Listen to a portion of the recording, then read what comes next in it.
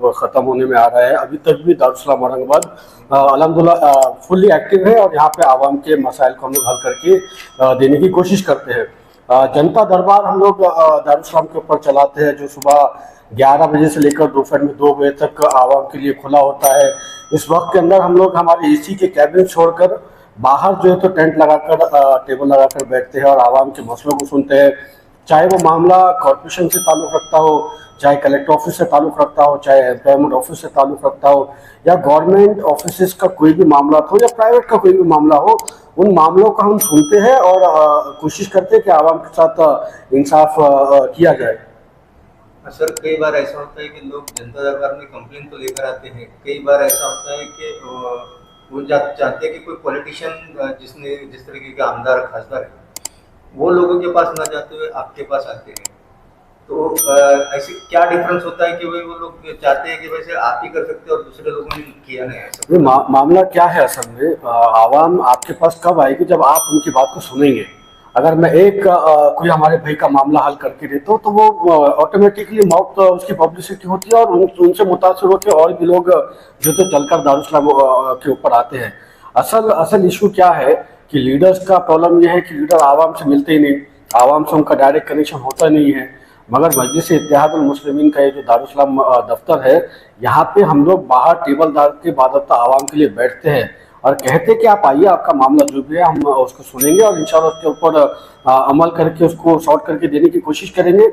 यही बात है कि पिछले लगातार 7 साल से लगातार दारुल औरंगाबाद के ऊपर आवाम की भीड़ दिन ब दिन बढ़ती गई है और कई लोगों के मामला को हम लोगों ने सॉल्व करके दिया है। गवर्नमेंट के जितने भी अलग अलग स्कीम्स आती है, चाहे वो स्टेट गवर्नमेंट की हो या सेंट्रल गवर्नमेंट की हो, उन स्कीम से हम आवाम को फ़ायदा दिला के देने की कोशिश करते हैं।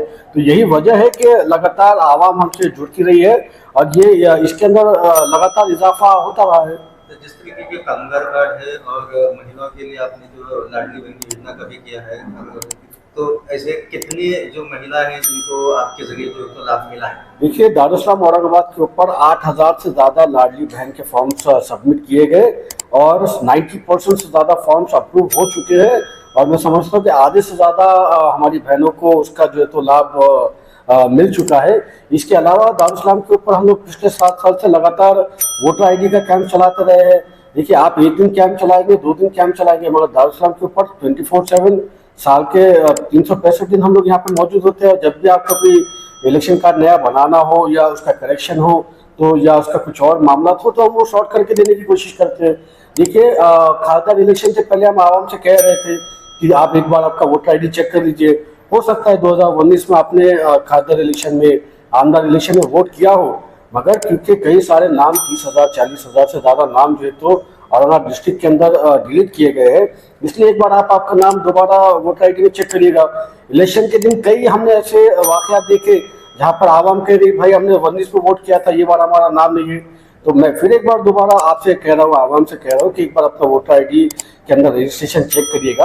अगर आपका इलेक्शन कार्ड अभी भी एक्टिव है तो बहुत अच्छी बात है, खुदा न खास्ता एक्टिव नहीं है तो आप दारुल को पढ़ा सकते हैं। आप कभी भी यहाँ पे लाके आपके डॉक्यूमेंट दे सकते हैं और इंशाल्लाह हम आपका दोबारा वो इलेक्शन कार्ड एक्टिव करवा के देने की कोशिश करेंगे।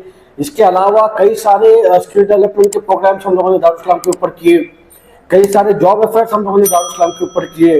कामगार के 3,000 से ज़्यादा फॉर्म दारुल के ऊपर सबमिट हुए थे, जिसमें से अलहमदुलिल्लाह 1,500 हमारी बहनों को हम लोगों ने कामगार के किट्स वगैरह प्रोवाइड करके दिए हैं और इंशाल्लाह ये महीने भर के अंदर बाकी के 1,500 हमारी बहनों को भी कामगार के किट्स हम लोग प्रोवाइड करके इंशाल्लाह देंगे।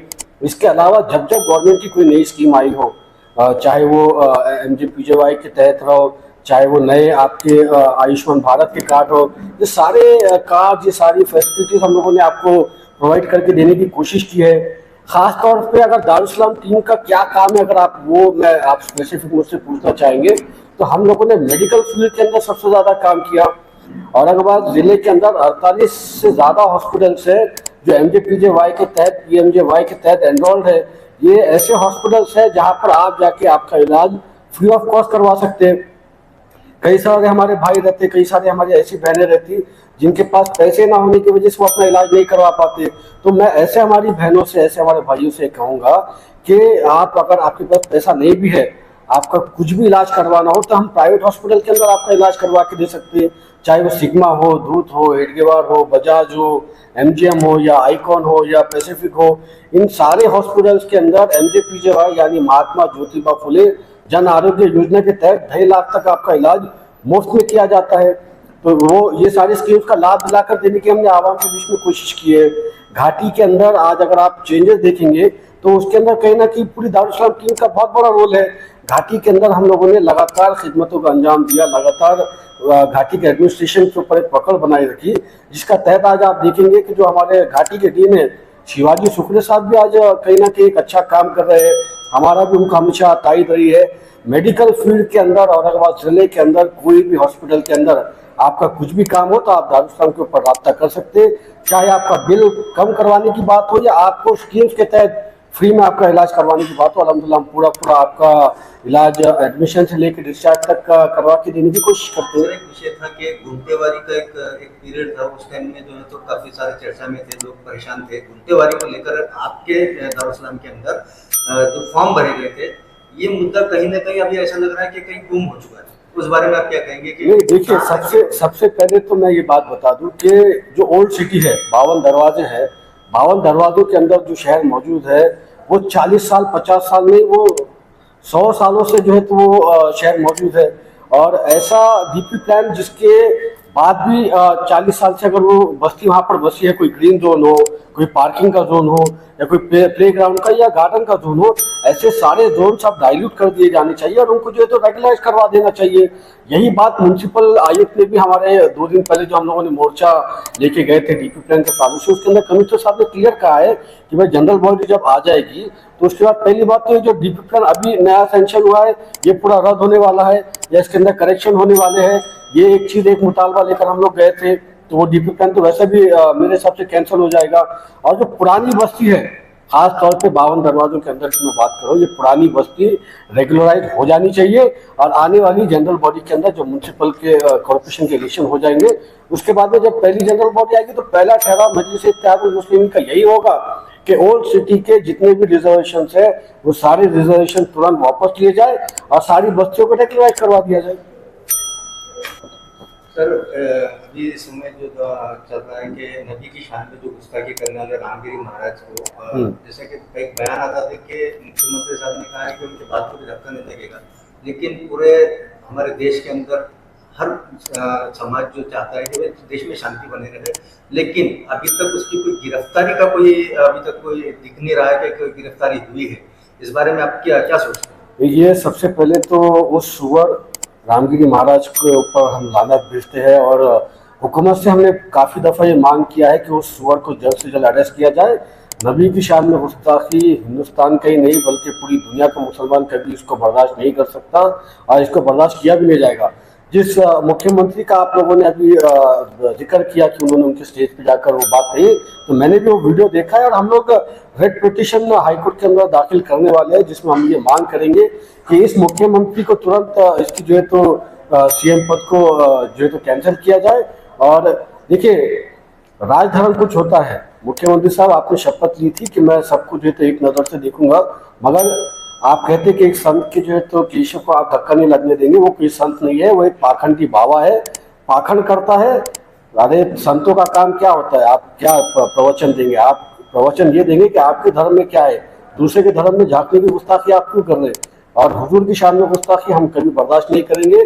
पिछले दिनों में हम लोगों ने कमिश्नर साहब के पास और डीसी साहब के पास ये मांग की थी कि इस सुअर को जल्द से जल्द अरेस्ट किया जाए, अभी तक अरेस्ट किया नहीं गया है।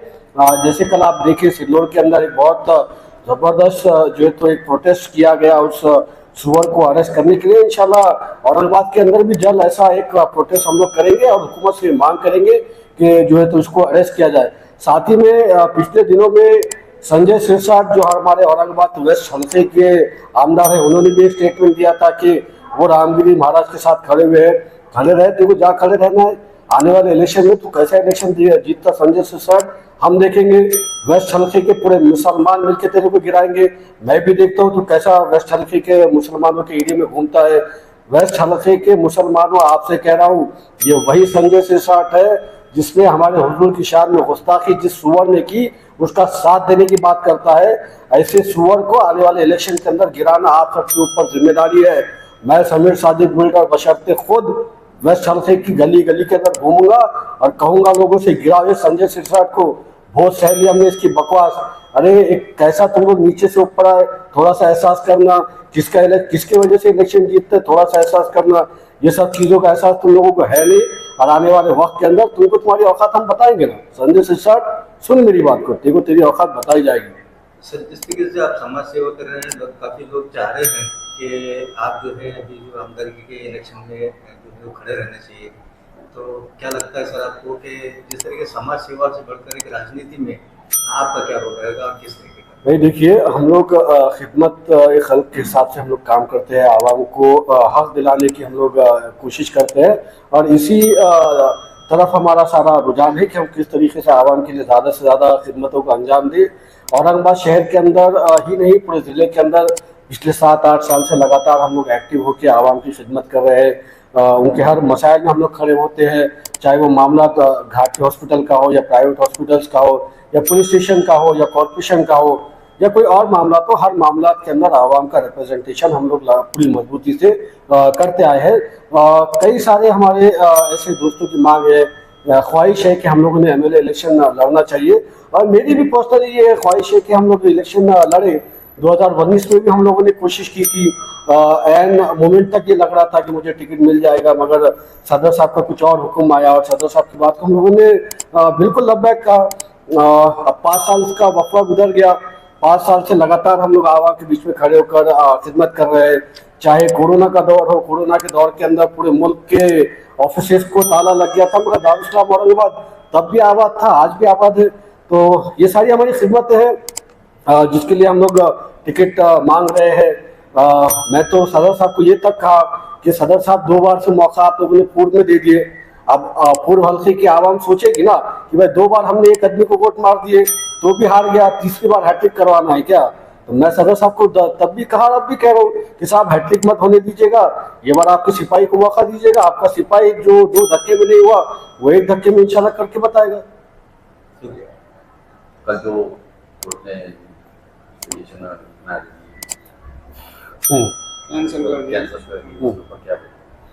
देखिए भाई, औरंगाबाद का नाम जो बदला गया है, सबसे पहले मैं मेरी जो ज़ाती राय है, मेरी जमात की जो ज़्यादा राय है वो क्लियर कर दूं कि मेरे शहर का नाम औरंगाबाद था, है, और इंशाल्लाह मरते दम तक औरंगाबाद ही रहेगा। हुकूमत नाम बदलने से कुछ नहीं होता, तुम नाम तब्दील कर भी दोगे तो ये नाम हमारी जो है तो पहचान है। दारुल इस्लाम औरंगाबाद हमारे दफ्तर का नाम है, ये भी जैसा था इंशाल्लाह सुबह क़यामत तक ऐसा ही नाम रहेगा। हुकूमत किस तरीके से सिर्फ जात के ऊपर, सिर्फ धर्म के ऊपर, सिर्फ मज़हब के ऊपर किसी शहर से नाम तब्दील कर देती है, इसका एक अच्छा उदाहरण औरंगाबाद भी है। औरंगाबाद का जब नाम बदला गया तो हम लोग 21 दिनों तक हम लोग कलेक्टर ऑफिस के सामने हम लोगों ने दिन रात धरना दिया, हुकूमत से मांग की कि ये ना किया जाए, मगर क्योंकि जातिवादी हुकूमत थी तो उन्होंने नाम तब्दील कर दिया। हाई कोर्ट के अंदर भी कुछ हमको इसमें राहत नहीं मिली, सुप्रीम कोर्ट में भी राहत नहीं मिली। तो इससे एक बात समझ में आती है कि कहीं ना कहीं कोर्ट भी आजकल जो तो हुकूमत के इशारों पे चल रही है। आप नाम बदल सकते हैं, मगर मेरे दिल से, मेरे जज्बात से आप औरंगाबाद का नाम कभी नहीं मिटा सकेंगे। और इंशाल्लाह अल्लाह ने चाहा और अगर हम लोग आमदार बने तो याद रखिए, ये औरंगाबाद का मुद्दा मंत्रालय में, ऐवानों में जोरों शोरों से उठाया जाएगा, और एक रिव्यू हम लोग जो है तो मांगेंगे कि औरंगाबाद का नाम जो है तो तब्दील ना किया जाए। और हुकूमत से एक मांग भी की जाएगी कि औरंगाबाद के लोगों से पूछिए आप क्या चाहते हैं, छत्रपति संभाजी नगर चाहते हैं या औरंगाबाद चाहते हैं। अगर मैं समझता हूँ कि इसका वोटिंग करवा दिया जाएगा, जिस तरीके से हम लोग इलेक्शन का वोटिंग करवाते हैं, उसी तरीके से शहर का नाम बदलने के लिए अगर आप वोटिंग करवाएंगे तो मैं समझता हूँ कि दूध का दूध पानी का पानी हो जाएगा। 90% से ज़्यादा औरंगाबाद की आवाम ये चाहती है कि औरंगाबाद का नाम बदला नहीं जाए, मगर क्योंकि 10% जातिवादी लोग ये बदलना चाहते हैं और वो हुकूमत में है, इसलिए वो ये कर सकते हैं, मगर आपके करने को हम लोग मानते नहीं हैं। सर क्या कहेंगे कि दारुल इस्लाम में जिस तरीके से जनता दरबार लगाकर जिस तरह लोगों की मसले जो मसाला हल होते हैं, सर आपने ये देखा होगा कि लोगों की काफ़ी समस्याएं जो जिस तरीके की ऑफिशियली अनऑफिशियली जो सुलझाई जा रही है, लेकिन कभी ऐसा हुआ है कि जो पर्सनली जो मैटर होते हैं, उनके फैमिली मैटर होते हैं, ऐसा कोई केस आया जिसको आपने हैंडल किया? ऐसे बहुत सारे केसेस जो है, तो हमारे जो जिलाध्यक्ष है समीर साजिद बिल्डर, इनके पास बहुत सारे फैमिली मैटर्स आए, लेकिन इसको जो है ना तो ओपन नहीं करते हम। ये फैमिली का मसला होता है, किसी के बाल बेटी का मसला है तो वो उसको हाईलाइट नहीं किया जाता या वायरल नहीं किया जाता। बहुत सारे मसलों को ऐसे समीर भाई ने हल किए। समीर भाई से आपने एक सवाल पूछा था दारुस्सलाम मतलब कब से चल रहा, कब तक चलेगा, तो उसके सिलसिले में मैं एक बात बता दूं। बहुत सारे राजकीय पार्टियों ने जनता दरबार को शुरू किया और चंद दिनों में खत्म भी कर दिया। दारुस्सलाम के ऊपर जब जनता दरबार स्टार्ट किया गया, उसके बाद में जो है तो आज के जो हमारे खासदार है संजय वो सॉरी बुमरे साहब, इन्होंने भी हमारा देखा देखी जो है ना तो जनता दरबार शुरू किया था, 24/7 स्टार्ट किया था, लेकिन मेरे को लगता है 24 डे भी नहीं चल पाया। वो बोर्ड वहां से हट चुका है उनके ऑफिस पे से। तो नकल करने की बहुत लोगों ने कोशिश की, दारुस्सलाम पे असल होता है जनता दरबार औरंगाबाद जिले के हद तक या महाराष्ट्र में। मैं आपको बता दूं, जैसा मैं भी बहुत दिन से सियासत में हूँ, मैंने देखा कि 8-15 दिन, महीना पर 2 महीने के ऊपर कोई जनता दरबार सत्ता में होने के बावजूद भी नहीं चला पाता। वही हमारे समीर साजिद बिल्डर है जो दारुस्सलाम हैदराबाद की तर्ज पर यहाँ पर जो है तो जनता दरबार चलाते हैं और बहुत सारा रिस्पांस इस चीज को मिल रहा है। मैं भी खुद इसका एक हिस्सा हूँ। मुझे खुशी है इस बात की कि समीर भाई ने मेरे को अपने कंधे से कंधा मिला के साथ देने का जो है तो मौका दिया और मेरे को साथ में रखा।